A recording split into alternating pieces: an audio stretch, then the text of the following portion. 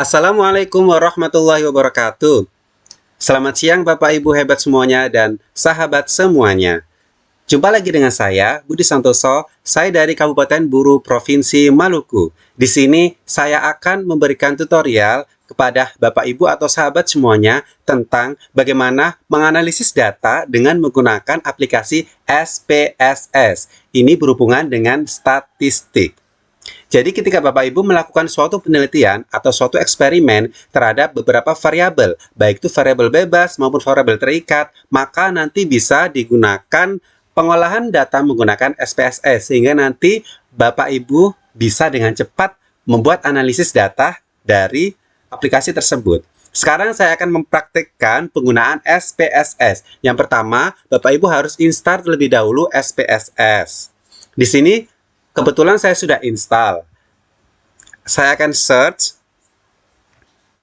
Nah ini, di sini ada IBM SPSS Statistik 26. Ini versi SPSS yang saya gunakan. Ini kita klik.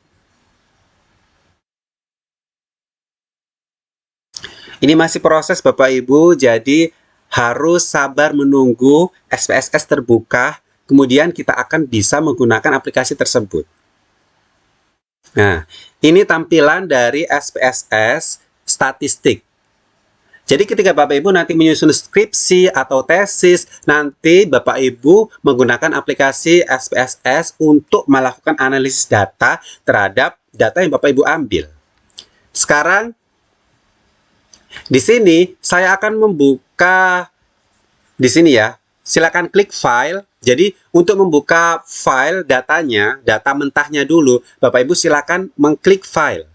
Kemudian Bapak Ibu klik open. Selanjutnya Bapak Ibu silakan pilih data. Nah, di sini kebetulan saya ada data mentah di sini, yaitu file yang bernama regresi linear sederhana. Ini Bapak Ibu pilih filenya bentuknya Excel. Karena data mentah yang saya buat itu datanya berbentuk Excel, jadi kita pilih yang Excel dalam kurung XLS. Kemudian di sini Bapak Ibu silakan memilih file yang Bapak Ibu buat data mentahnya. Ini saya pilih regresi linear sederhana. Kemudian open.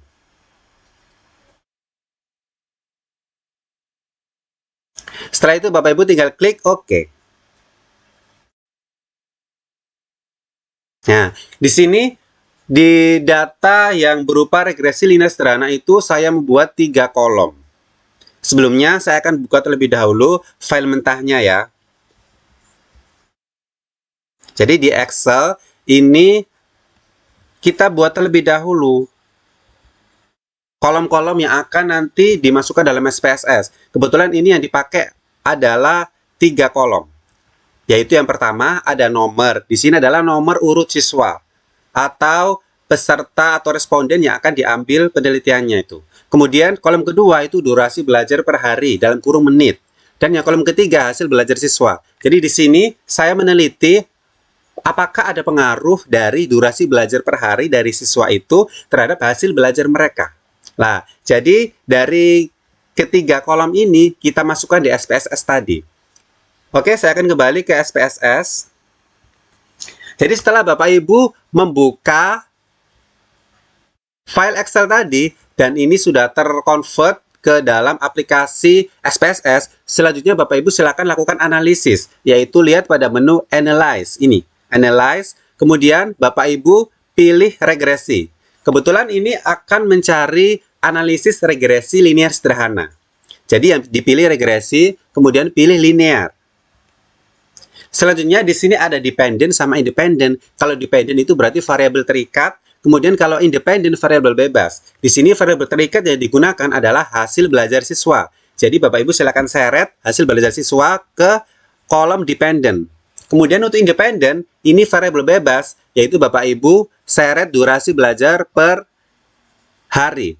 Jadi di sini kita akan melihat pengaruh apakah durasi belajar per hari dari siswa itu berpengaruh pada hasil belajar siswa. Jadi begitu. Kemudian setelah itu Bapak Ibu klik statistik.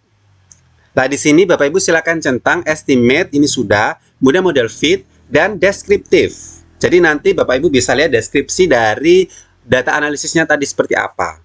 Kemudian klik continue. Selanjutnya Bapak Ibu silakan pilih plots.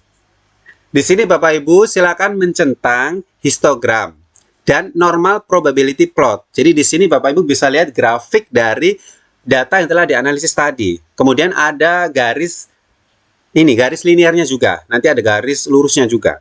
Bagaimana bentuknya nanti bisa muncul. Kemudian silakan klik continue. Setelah itu Bapak Ibu bisa mengklik OK.